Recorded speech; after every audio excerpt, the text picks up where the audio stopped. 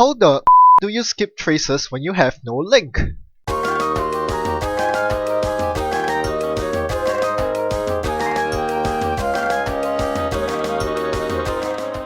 Hey everyone, before you get your hopes up, Khan is a pretty lousy ID. Not gonna lie, I'm just gonna playtest this for fun. I keep my opening hand because there's a bit of card draw, a bit of money in Temujin and Desperado, mostly the money, and my opponent attempts to go rushy by constructing a remote as soon as possible. So, well, given that Polana usually runs a fair bit of ice, I'm going to abuse the effective Temujin while it lasts, getting a brain trust off R&D while liberating a whole bunch of credits. 3 runs net me 12 credits, so that's a pretty good start. You notice I didn't combo this with John Masnori or Desperado. That's because I wanted to liberate my credits off the Temujin as soon as possible because I knew my opponent would be running lots of ice. And as you see, R&D is locked up now. I cannot afford to face check that for now. I will though in some time. I will face check it sometime soon. Because I do have a decoder and a killer in my hand, I can pretty safely face check. The problem is I don't know which one to install. I'm gonna try the Mongoose, and it turns out I guessed wrongly. It was a code gate. You have to be worried about code gates and sentries against Jinteki because they're both very powerful. They have the potential to do a lot of net damage, which is especially bad for Criminal because you cannot recur trash programs. I do pass the Yagura, and I use Khan's ability to install Cerberus Rex for 2 credits. So Cerberus Rex is actually a lot more appealing in Khan than in most other criminals because you do get the free install, the clickless install should I say, and it works on remotes unlike with Passport, and it doesn't cause influence. Now this is the center of my deck, the Keyhole. Keyhole is incredibly good because when you're running a 40 card deck without Levy, as I am here, you're really afraid of net damage, and I see my opponent is on a lot of net damage. My opponent resists a Hokusai against me, and I knew that my opponent did draw into a Neuro EMP earlier on, and I see a Snare, a Price Sack, and a Nisei Mark II in R&D. So this is a very tough decision here. I know there's a Res Jackson, despite going for the Keyhole. I went for a Keyhole despite knowing there's a Jackson, and I didn't really know what to trash. So I asked myself, what is my win condition here? How am I going to win this game? I realized that Keyhole would be my main route to victory because I would never want to run HQ or the remote to access cards because hitting a Price Sack, hitting Hokusai is really bad. So I milled the Nisei so that I can force at least 1 Jackson out. The more Jacksons I can force out, the easier it is to Keyhole later in the game. So after much thought, after a lot of deliberation, I was wondering, should I get the John Masnori down?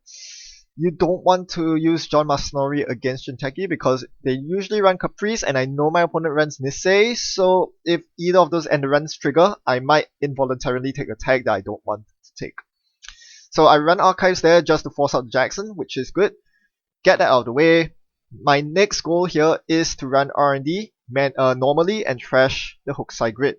Notice at this point that I installed the rabbit holes, which is why I need to allow my cloud breakers to be memory free. You notice that I don't install all 3 rabbit holes. This is because I know I need all the cards I can against this net damage deck. All I need is the 2 link. I see subliminal messaging, which I can see how it fits into my opponent's deck. You're typically very afraid to run against Jinteki and usually want to spend your time drawing cards before running, so subliminal probably pays off very well in this deck. My opponent double advances a card in a remote. At this rate, I wouldn't be surprised if that was a Junbug. Given that I have all 3 breakers out, it seems like my opponent really wants me to contest that server.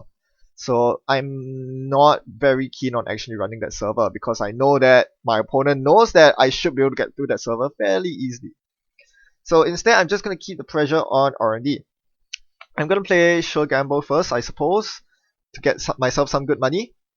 And since Temujin is out, has run out, I do need to get some money. Now I perform the Keyhole here and I see the crick. That's not good. Double stack code gates on R&D is very taxing, and it does tax out the Cerberus Rex. This is why Rex is really not that good. But it's still not expensive. It's only 2 credits get through along with 2 Rex counters. I get through IC Hedge Fund, Neuro EMP, Cobra. Now I'm not really worried about the Cobra because Mongoose is pretty efficient for dealing with that, so I'm just gonna mill the Neuro EMP. This way, I know for sure that my opponent cannot kill me on triple Neuro EMP when I'm down to 2 cards or less in my hand. Unfortunately, that wasn't an agenda. I really wanted an agenda so I could run archives twice, once to get sec testing money, once to liberate the agenda. I know there's not a Jackson in the remote, obviously because there's an advanced card in the remote. So I'm just going to run archives, get my sec testing money, and and install John Masnori. So I finally decided to install John Mas here because I knew that if there was one way I was going to lose this game, it was via net damage. So I do need to keep my draws up to counter the attrition that my opponent's posing me with all those net damage cards. Now Earthrise is doing a lot of work here, pulling me a lot of cards, and more importantly, getting me another Earthrise. So I am definitely going to look to slap down another Earthrise very soon. And you see me really considering the career effect here. But I decided to draw first. It's very tempting to it's very tempting to run HQ at this point because you have to figure that there are agendas in there. But unfortunately, without a decoder, since my Rex has run out, I need to keep drawing. I do have a crowbar in my hand, so that is something I'm looking to play very soon. Now I need to consider where to security test. If I'm going to do a keyhole run this turn, I need to make sure that I can get to archives and steal the agenda I keyhole. So I sec test archives to see what I draw. I draw a paperclip. I'm really looking for my second copy of Rex. This is my first copy of crowbar. So I'm going to keyhole here, use the crowbar to try open the crick, and I'm going to let Yagura fire from here on out. Look at my hand, there's not really much I really care about losing, save for the Earthrise. I really don't want to get the Earthrise ping from my hand, but otherwise, letting my opponent see the top card of R&D is fine because I'm going to see 3 cards anyway. I might get less reach with the keyhole, but that's not much of a worry. More importantly, I need to be conservative with tokens.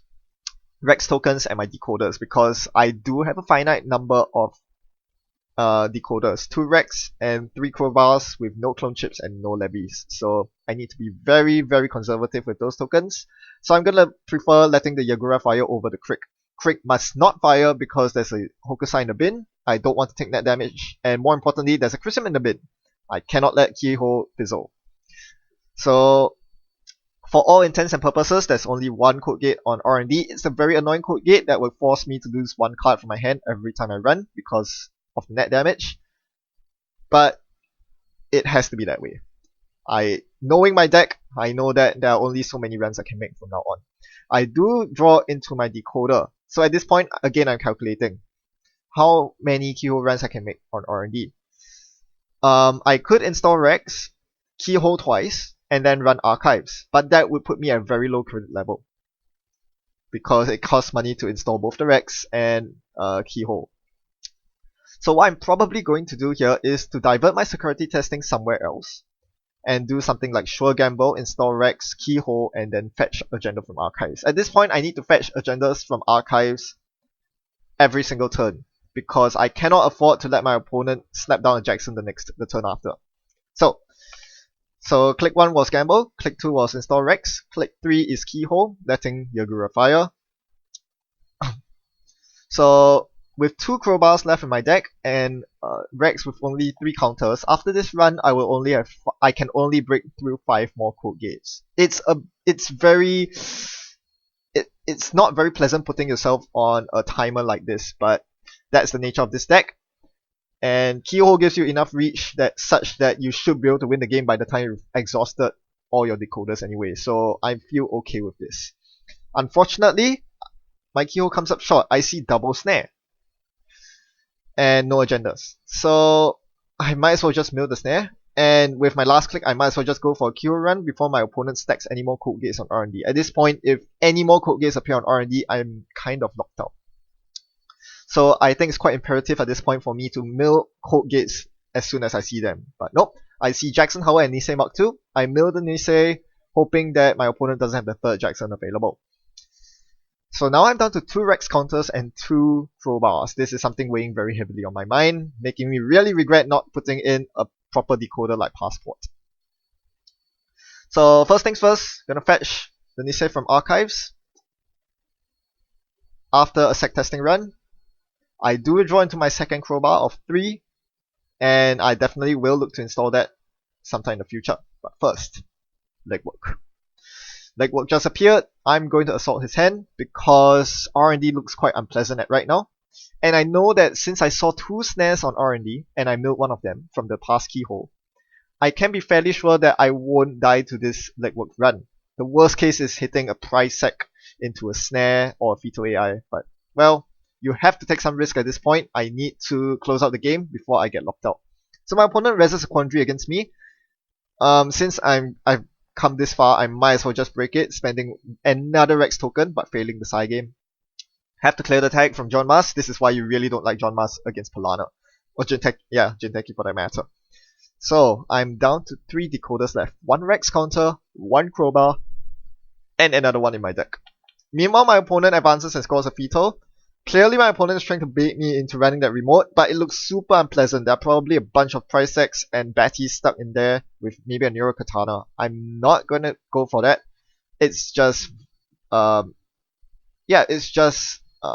for me as a criminal with a very small deck. So instead, I'm going for the safe route. I'm going to keyhole, losing my crowbar, again letting Yagura fire. I'm waiting for Yagura to snipe the paperclip. It finally gets in the bin. And I let my opponent see the top card. And Jackson Howard Hedge Fund. Yep, Jackson's going in the bin for sure. With 2 clicks left, I'm going to sack test and then draw up just to avoid any possibility of a kill. At this point, my deck is running out. I'm running out of code gates as well. The last code gate breaker is in my hand, the final crowbar, but my opponent ices up R&D. At this point, I'm thinking to myself, if the outer ice is a code gate, I'm just done. I'm completely done. So, I do draw into my Temujin. Of course, you run Temujin in Khan because, you know, flavor, thematically. But more importantly, as Khan, you want to run very often. You love running. So, it only makes sense to run Desperado. Dirty Laundry. Okay, I don't run Dirty Laundry, but Temujin Contract. And yeah, all these run-based stuff like John Masnori. You're running a lot, you want these cards.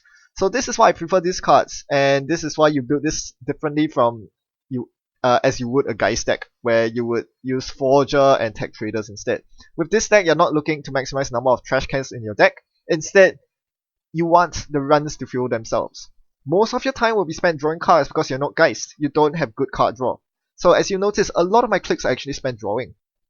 However, the beauty about Khan is that you are regaining those clicks with the clickless installs of the breakers, and you're getting a lot of money while you're running thanks to Temujin. So you're achieving click compression in other areas so that you can spend most of your time drawing and running. I'm going to sack test here for click 2. Click 3 is run R&D again, keyhole run. There is an agenda in archives, and I am quite sure that there's no Jackson in the remote because my opponent just cleared it. I mean, did not install anything new. So I use my final decoder to get through the crick one last time. If I don't see agenda here, I'll have to find some other way to win. But I do, I see the Philotic Entanglement, and I run archives for the game. So I emerged victorious that game, which is good. But I think the more important thing to do is to reflect on the game and evaluate what went right and what went wrong. I'll use this time to show you how you can analyze your games critically and make changes to your deck list in the wake of these evaluations. So, what went right? Keyhole. I mean, I built this entire deck myself, so I'm not sure whether all the cards in this deck are good or not. Keyhole is an incredibly good card. I don't really regret it. I wish I had 2 copies of it, but 12 influence. That's why Khan sucks. Anyway, Keyhole is really amazing, and it basically allowed me to win this game without taking much net damage at all, bypassing all the nasty snares, price sacks, fetal AIs, you name it. Being able to bin all the traps and not have to access them is a huge deal. So that is definitely something that I like in this deck and will definitely stay on. What went wrong? As you notice, I spent most of the commentary lamenting about the limited code gate breakers I had. So that is definitely something that I should show up on. But the first thing you need to do is to ask yourself, could you have improved on that by playing better? A lot of things can be improved with better play. There's no point changing your deck every time you make mistakes, because that's not how you improve. You improve by improving your play. So looking back, I did try my best to play around the fact that I limited breakers by letting Yagura fire instead of breaking it. Even with my conscious playing around of my limited code gate breakers, I was still very, very strained on the number of decoders I had. So that is something that needs to change. So I asked myself, what's the best way to change this? There are a couple of solutions. You can use, since influence is tight, I can use fixed breaker, like passport. But that doesn't take care of remotes, which is a problem. Peacock takes care of remotes, but it's really inefficient. You really don't want to be using this against Ike, Fairchilds, and the upcoming DNA tracker. So I think the best solution actually has to be the Chameleon. Chameleon synergizes with Khan so well because it only installs for one and it's clickless. So it really makes perfect sense to slot a Chameleon into Khan. And you really want to do that, and it would have helped this game, especially this game, because you're up against Jinteki with low strength ice. So this Chameleon would have covered a lot of bases. It would have covered the Crick, the Yagura, the Quandary, while also doubling up as a potential sentry breaker if your opponent is stacking up sentries. Like triple architect server, for example, becomes a lot more trivial with a Chameleon in play. You don't even need LLDS support, or you don't even need Scheherazade. Khan makes enough money, and yeah, 3 strength usually covers a lot of your bases. Everything else you can deal with your other breakers. The real problem is spending 3 influence for the Chameleon. I feel that it's a very good breaker, but you need to find the influence for it. So where else can you squeeze this influence out? The first thing I look at is Paperclip. You can downgrade this to a Corroder, and that makes a lot of sense. Usually you won't want Paperclip in the bin anyway, and there were a lot of junctures in that previous game where I would like to have installed my Paperclip from my hand, but I didn't really want to because it cost 3 credits. With Corroder, if it only costs 1 credit, I'll be more happy to install it, and I will never really have to install it from the bin anyway. So Corroder's a definite card that I'm considering. Where else can I shave influence? As I said, Keyhole is really good, so that has to stay. Rabbit holes are rather pointless if you're not playing all 3 of them. I know I only need 2 link most of the time, but if I'm playing 2, I might as well go for 3. So it seems like really I do need to shave Desperado. It's not that bad because it's not a 45 card deck like most other criminals, so going by with 2 Desperados, it hurts, don't get me wrong. Not having a turn 1 Desperado sucks, and I gained so much money off that Desperado because I saw it early. But I think this is the best compromise I can make to get the Chameleon to play. I also do need to shave 1 more influence off somewhere else. Oh, this is so hard. Yeah, so it is a really tight squeeze when it comes to influence. I'm not sure I'm going to fit the Chameleon in here. I'll leave the shaving off the last influence as an exercise for you viewers. But I hope this exposes you to how you can improve your decks after analyzing your games critically. Realize what's wrong, what you cannot fix by simply playing better, and adjust your deck to fit that. Thanks for watching and happy net running. Hope this was informative. See you around.